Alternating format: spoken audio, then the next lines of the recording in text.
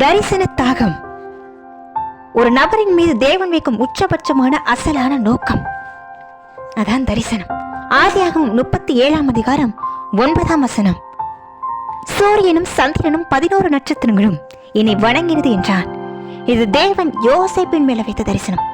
நம்ம எல்லாருக்கும் யோசேப்பு மேல வச்ச தரிசனம் என்னன்னு தெரியும். ஆனா நம்ம மேல தேவன் வைத்த தரிசனம் என்னன்னு தெரியுமா? நம்ம பிறக்கும் போது தேவன் நமக்காக ஒரு நோக்கத்தை, ஒரு திட்டத்தை வச்சிருக்கிறார். அது என்னன்னு நம்ம அவருடைய சமூகத்துல காத்திருந்து கண்டுபிடிக்கணும். அவருடைய சமூகத்தில் நாம காத்திருக்கும் போது தரிசனத்தை பெற்றுக்கொள்ளவில்லை. நம்ம பிறக்கும் போதே தரிசனத்தை பெற்றுக்கொண்டோம். ஆனா எப்ப கண்டுபிடிக்கிறோம்னா அவருடைய சமூகத்தில் காத்திருக்கும் போதுதான் கண்டுபிடிக்கிறோம். முதல் குறிப்பு தரிசனத்தில் தடை. ஆதியாகமம் 37:18. அவர்கள் அவனை தூரத்தில் வர கண்டு அவன் தங்களுக்கு சமீபமாய் வரும் முன்னே அவனை கொலை செய்யும்படி சதி யோசனை பண்ணி. தன்னுடைய சகோதரர்களே தரிசனம் நிறைவேறக்கூடாதுன்னு தடை பண்றாங்க.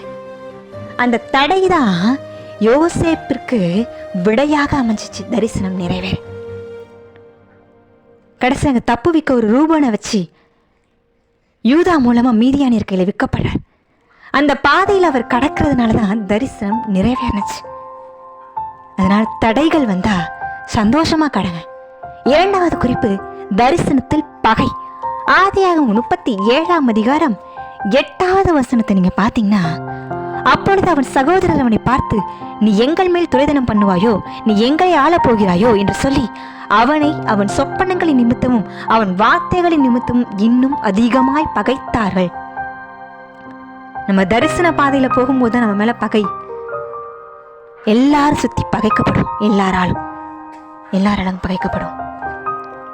ஆனா பகைத்தவங்க எல்லாரும் ஒரு நாள் தேவன் தரிசன பாதையில நம்ம உயர்த்தும் போது வந்து நிற்பாங்க.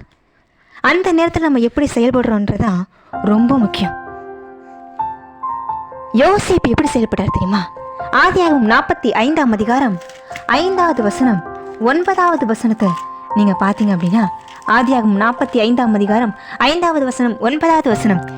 என்னை இவ்விடத்தில் வரும்படி விற்று போட்டதினால் நீங்கள் சஞ்சலப்பட வேண்டாம், அது உங்களுக்கு விசனமாயிருக்கவும் வேண்டாம்.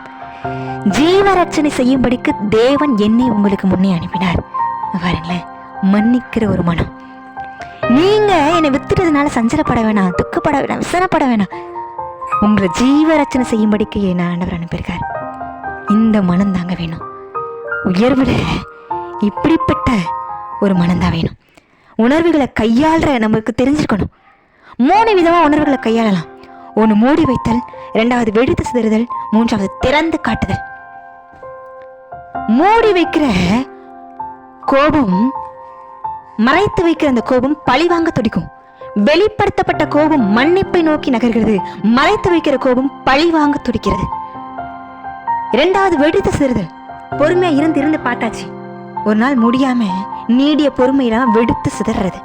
3வது திறந்து காட்டுதல். யோசிப்பதுதான் கையாண்டார். திறந்து காமிச்சு, அன்னைக்கு இப்படி பண்ணீங்க, பரவாயில்ல, அது நன்மைக்காக தான் அப்படின்னு நினைக்கிறார். தேவன் நம்மளை உயர்த்தும் போது இந்த உயர்வான குணங்களால காணப்படுவோம். கர்த்தர் நம்மை ஆசீர்வதிப்பார். God bless you. தரிசனம் என்னில் வைத்தீரே அந்த